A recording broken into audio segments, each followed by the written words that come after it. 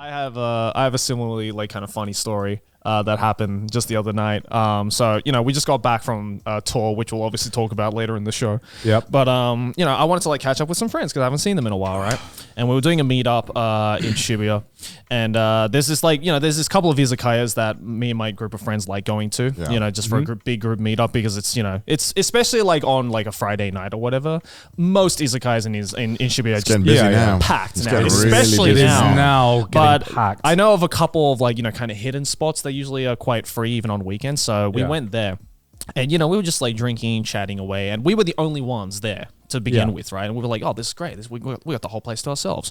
And then just like, I don't know, maybe 2-3 hours into the night, this huge group of people just start walking in. Like, I want to say like 50 to 100 people. Jesus. Just like all like, like 5 people at a time, and then it's 10 people, and then it's 5 people. And then before you know it, this entire place is packed with people just like standing around drinking and stuff like that. But it's like, whatever, we got our seats, we're having fun, it's all good. Yeah. And then about 20 minutes in, I just kind of like noticed, I'm like, man, it's really quiet.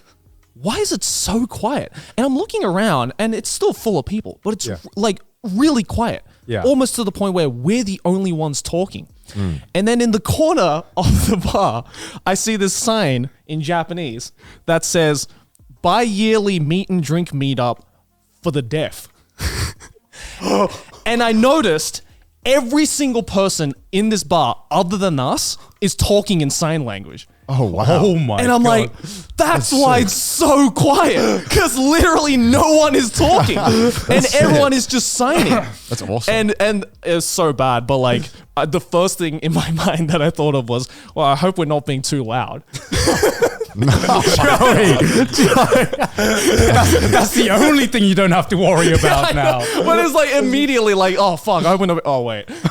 No, we're good. But it was really cool because it's like, I knew a couple of people in school who were like deaf and stuff like that, but like I'd never seen that many deaf people in a social setting, like let alone at a bar, right? And everyone's like signing to each other, and there are people on like video calls to each other, and they're signing to each other. So cool. And I'm like, this is really freaking cool, but it's also really weird because it's so packed and yet it's so quiet. Yeah. And all you hear is just like the rustle of like clothes moving around and stuff if we're not talking.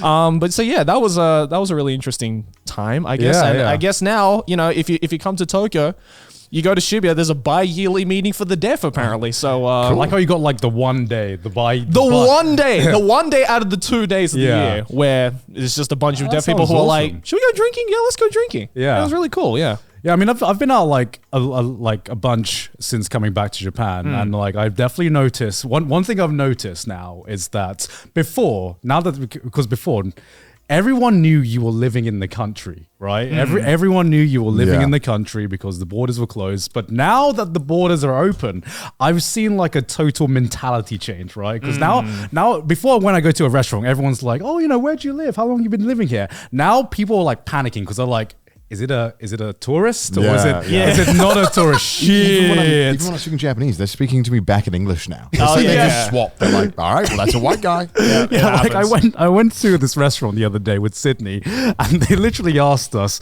"Oh, God, are you visiting?" And we were like, "No, we live here." And they were like, "Oh, is a Japanese menu okay for you?" Because some places don't have an English menu. And we said, "Yeah, we've lived here before. Japanese menu's fine." So we go sit down. They give us the English menu anyway. Even though we said a Japanese menu is okay, they're like, no. We don't trust you. Here's the English menu. I've had that happen to me so many times. Like the waitress comes up to me and is just like, "Oh, English okay?" And I reply back in Japanese, being like, "No, Japanese is fine. I live around here." And it's just like, "Oh, okay." Comes back and it's just like, here's the English menu just in case. I'm like, motherfucker, I just talked to you in Japanese. I'm good. I can read it. Oh my God. Yeah. I've noticed there's so many more foreigners now. There is. Immediately. Well, we were literally landed in the airport and we got recognized like instantly. To be fair, the guy was really nice. Shout out to this guy. We were getting our bags and this guy goes, "I'm not going to bother you guys, but I'm a big fan. Yeah, I was yeah, like, yeah. Oh, nice. Thanks, man. Appreciate that. Yeah, no, just like I'm sure you two have noticed as well, but just Yeah. like Oh, over bro, the it's past week, just been crazy. Yeah, yeah, yeah. exponentially just more people. Yeah, I mean, we did this. I did this IRL stream with Chris and Pete, and yeah, it was insane. We had so many more stream snipers. Oh, It was yeah. it was insane. I And- did notice an interesting thing though, where at least with me, I immediately know if someone is a fan of like the Anime Man or Trash if Taste. someone is a Or fan of Trash Trash Taste, Taste. yeah. Because I know they're a fan of Trash Taste because they come up to me and they go, "Are you Joey?" but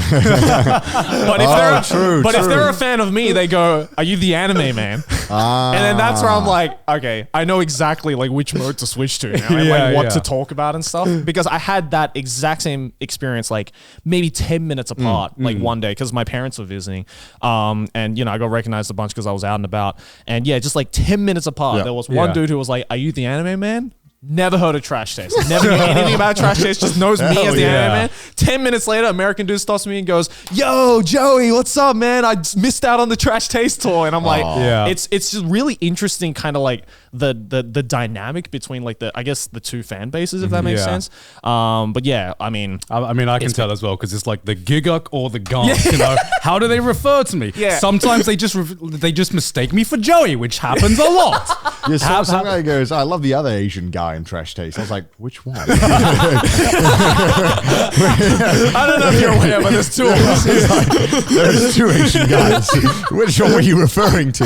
Are you talking about the full Asian guy or the half I Asian guy? was, like, I was like, all right, thanks, man.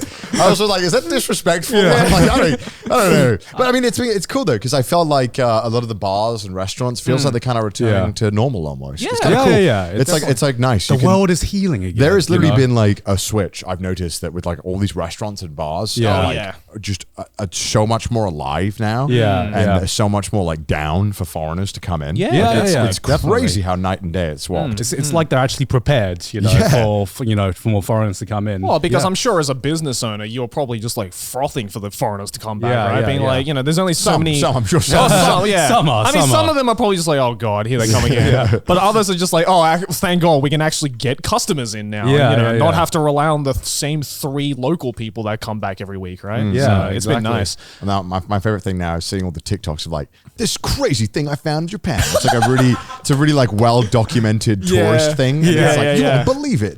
It's like all right. This I- is the I crazy. do believe it. This is actually. the craziest cafe that I found in Shinjuku, and it's like all the same voice. I'm like, it's like Sorry, I'm not trying to be like talking down to you. It's just funny. it's like, just funny. I, yeah. I find it fun as well because I get recommended those TikToks Yeah, sometimes as yeah. well, where it's just like, this is how life in Japan works, and it's like the vending machines keep the fucking drinks cold. I actually thought I saw that one. There's like 8 amazing things that make Japan so convenient. Yeah. yeah, just shit like that. Yeah, I remember I saw one the other day, which was like this girl who clearly first time in Japan and stuff like that, and it was like, "I want to take you guys to my favorite local ramen shop that I think is absolutely no, delicious." gotta be a Chiron. It was a fucking Ichiran. No. I'm like, bruh, you can get this anywhere. Literally anywhere.